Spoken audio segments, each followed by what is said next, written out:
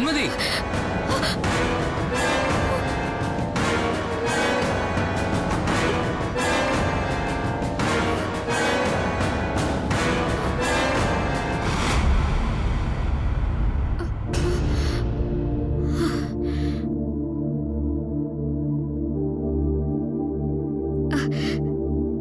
வெண்மதி, என்னாச்சு? எதுக்கு ஓடுறீங்க?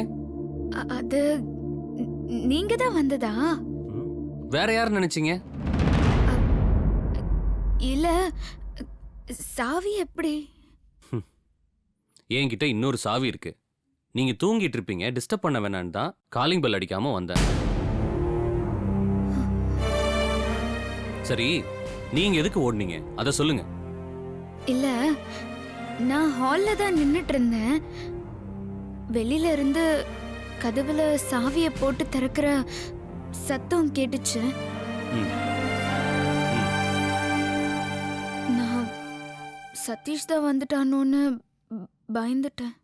ஷோ, நீங்க டயர்ட்ல நல்லா தூங்கிட்டு இருப்பீங்கன்னு தான் என்கிட்ட இருந்த சாவியை போட்டு கதவை திறந்து உள்ள வந்தேன். நீங்க பார்த்தா இப்படி பயந்துருக்கீங்க.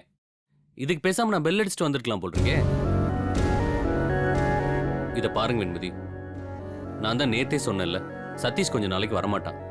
நீங்க தைரியமா இருங்க. ஆமா, உங்க கை எப்படி இருக்கு?